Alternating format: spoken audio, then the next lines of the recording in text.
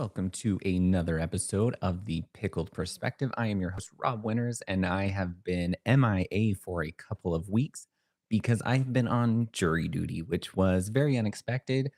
Not because I didn't know I had jury duty, but I never thought that I would be picked for jury duty. So here in Baltimore, we have a 1 day in, 1 day served, and then you don't technically have to come back for a year unless you're picked for jury duty. And that means you will go until the trial is over, as you would in any other city. Um, Expecting to be only there for 1 day, I took my laptop and my bag and I sat in the quiet room upstairs in the courthouse. And I was very surprised at 9:30 a.m. when they called the pool that included my number into the room where they would begin questioning the jurors to see who would be selected. So I thought it'd be interesting to actually talk about true crime versus an actual murder trial. I love true crime. I'm one of those people. I love true crime podcasts. I love true crime television. I call it murder porn. I think it is fascinating. However, the real life version is so much different. Let's start with just a couple of statistics around true crime because I think a lot of us that love true crime fall into these buckets. So, a few things just pulled off of Edison Research and the web.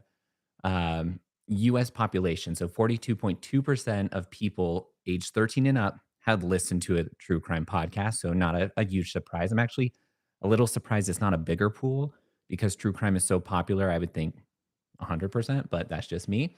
So 65% of true crime consumers are interested in murder content. And if you wonder why I'm looking over here, I don't memorize stats. They're over here on this screen.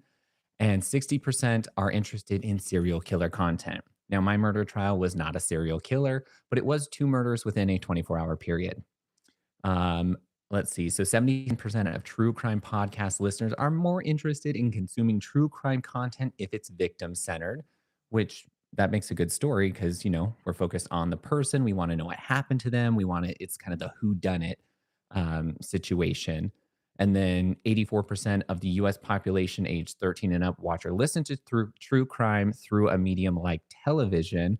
So I know that's not about podcasting, but I mean, it speaks to all of the television shows that, Forensic Files. I'm watching one right now, The Real Murders on Elm Street, which I would love to talk to the producers on how much time it takes them to find murders that specifically have a connection in different cities to Elm Street. And I also love the throwback. I'm a huge Freddy Krueger fan, so Nightmare on Elm Street. And then 50%, 57% of true crime podcast listeners think true crime stories are fascinating. Obviously, that's why we listen.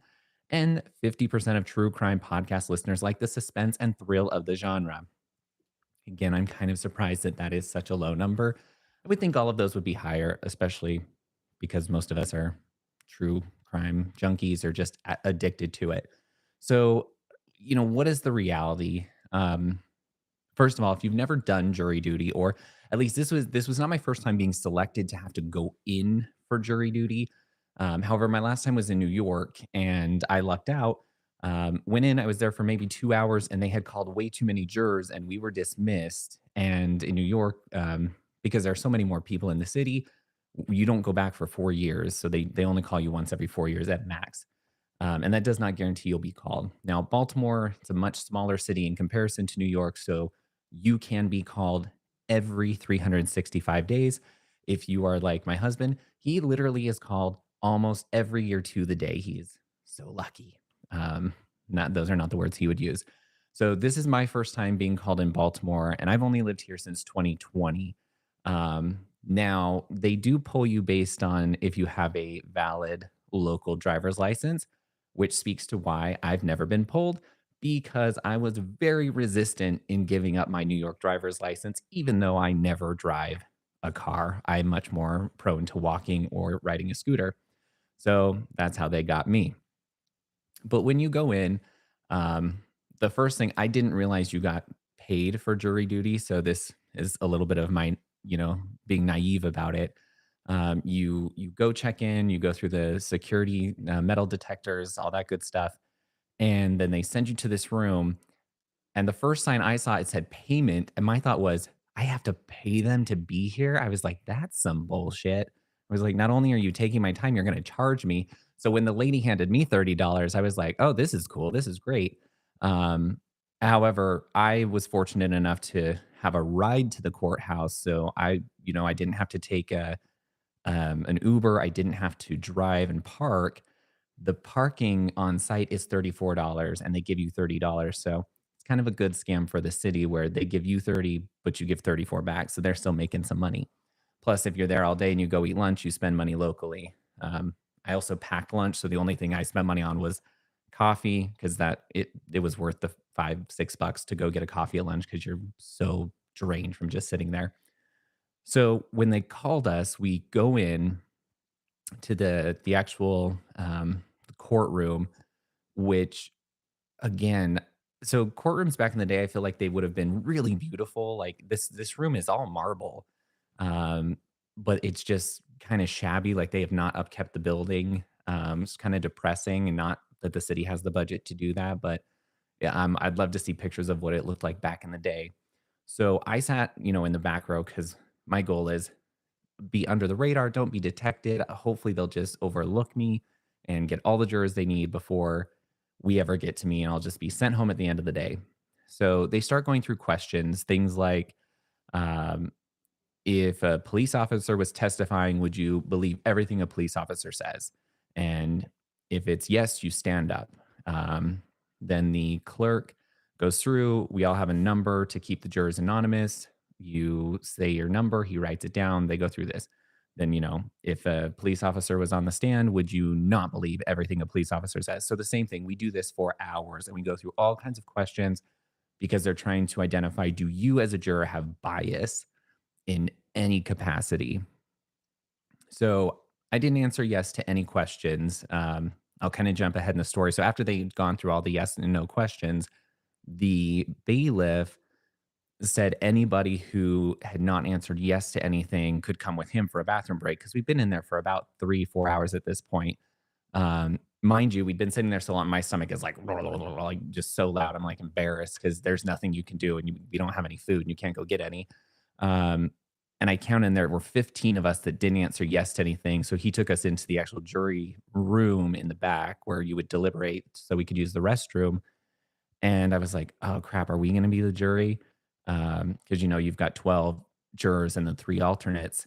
Um, Everybody that was back there was not selected. Several were, but not all. Um, then we go back, and everybody that answered yes to any question, they take up one by one. They talk to the judge and the lawyers, and they question them about why you said yes. And then they determine if it was a legitimate reason or if you're lying or just trying to get out of it. And then they sit you back down. And at the end of that process, which took another couple hours, all of the people that they deemed were not valid or couldn't be, a possible juror, they're not dismissed for the day. They're sent back out into the main waiting room with everybody else to sit there until 5 o'clock. So then it gets us down to maybe a third of the original. I think there were like 400 or 500 of us to start with. Then they start bringing us up in groups of five. And I was in the first group of five. And I'm super glad that when we walked up, my position was on the far right and two additional people were coming. And I moved over behind two gentlemen so that these ladies or these, I can't remember, men or women, somebody was coming. I moved over so that they could get space, and we were all behind kind of the railing that would be behind the lawyers and the defendant. Oh, also the defendant was there the whole time through this process, which was interesting because I didn't know that they would have them there in the beginning, but I guess they get to be a part of picking their jurors. Um, so if I hadn't moved, I would have been juror one. So I got picked. I was juror three. Thank God I wasn't juror one because juror one, which they have the ability to decline, but they get to be the person who reads the verdict aloud, whether guilty or not guilty. So, jump forward to the next week. And this trial was about 2 weeks long, 8 to 5, 9 to 5 every day. And it was, for the most part, very boring. I mean, I hate to say that about a double murder trial, but the way that the prosecution was originally building it. I was a little confused about, how are they tying it to the defendant? I don't see the connection, which we got there. Like, it literally took them the whole 2 weeks to build the case, to connect all the dots. And they give us notepads and feverishly taking notes. But when they had, for example, they had a forensic analysis, or I'm probably getting her title wrong, but she was on the stand, and in kind of true scientist fashion, or what I would think true scientist fashion, very monotone, just talks very flat, has no inflection, and but is up there for several hours being questioned. And it's just like you're trying not to fall asleep in the stand because it's so dull. And it's not like we're seeing incredibly exciting or gruesome things in this particular murder. There was one video that was a little gruesome, like we saw a shooting outside of a gas station. um, One guy was shot in the dick, one guy was shot in the head. Neither of those individuals died. Another person shot in the chest did die. The only really gruesome thing you saw is there was a lot of blood on the ground after a body had been moved. Um, and then, lots of pictures of like casings and the little cards that the police and forensic teams put up, um, glove evidence. And then there was only one witness who took the stand. And it was interesting because the defense attorneys, it seemed like they were kind of trying to bully her. And again, that's my opinion, but um, yeah, it was nothing what you would see on television. And again, it makes me think of the producers who must go through all of the footage to edit this down into tiny little snippets to make it interesting. Like, they are doing a phenomenal job. I can't imagine sitting through and watching this episode after episode to actually bring that together.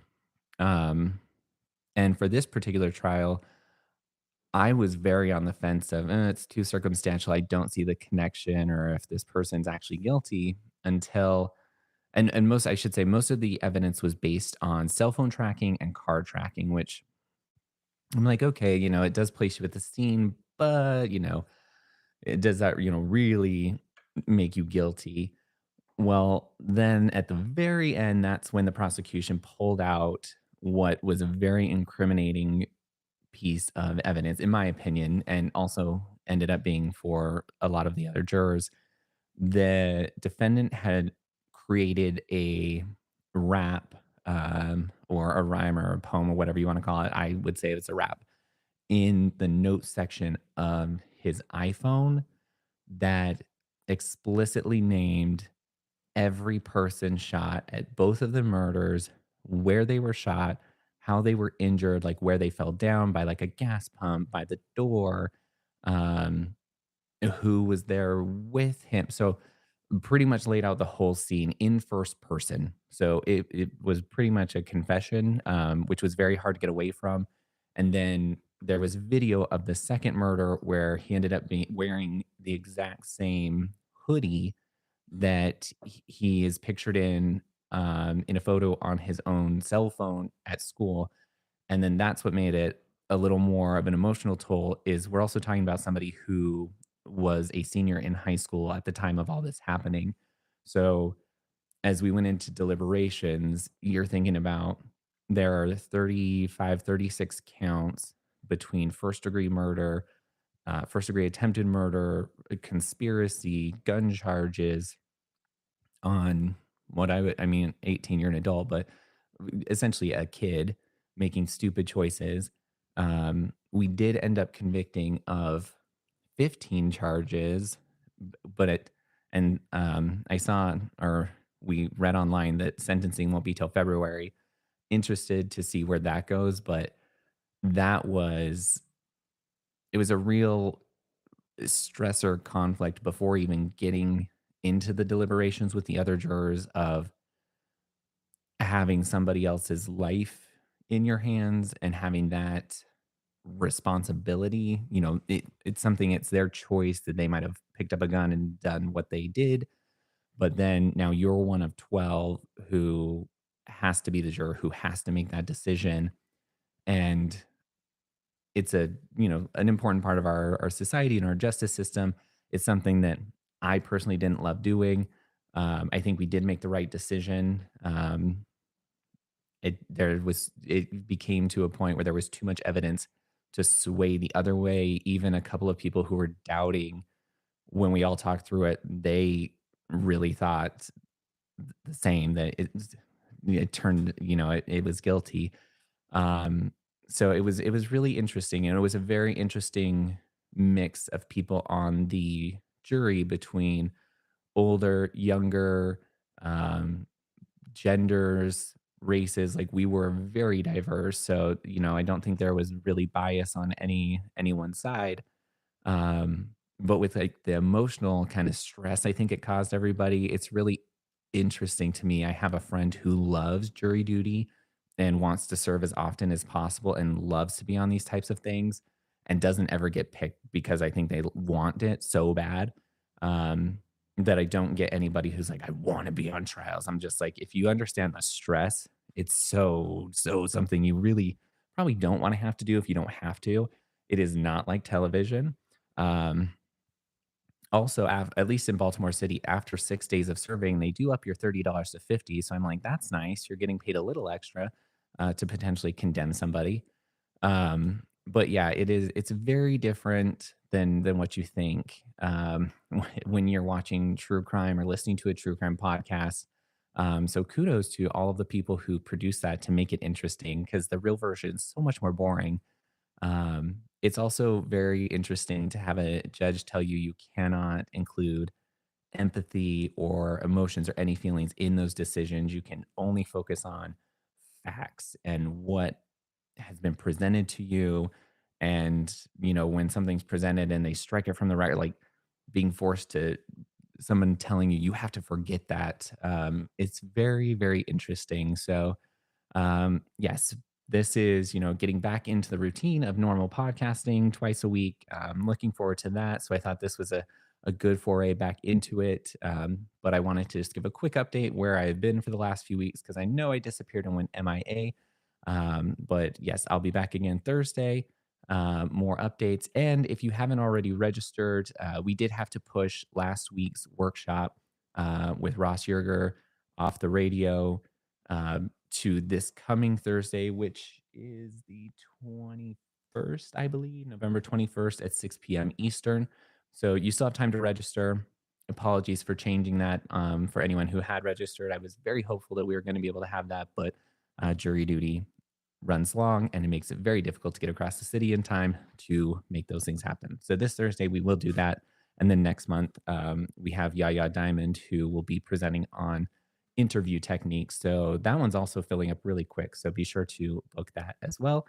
And thank you for tuning in. Look forward to talking to you guys again Thursday. Have a great day and happy creating.